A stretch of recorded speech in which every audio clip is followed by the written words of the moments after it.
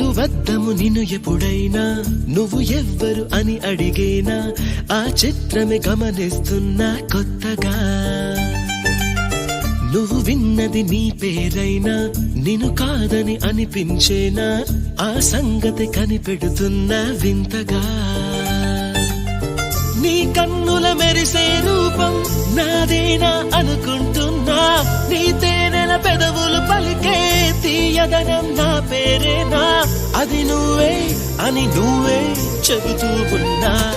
లా లా లా లా లా.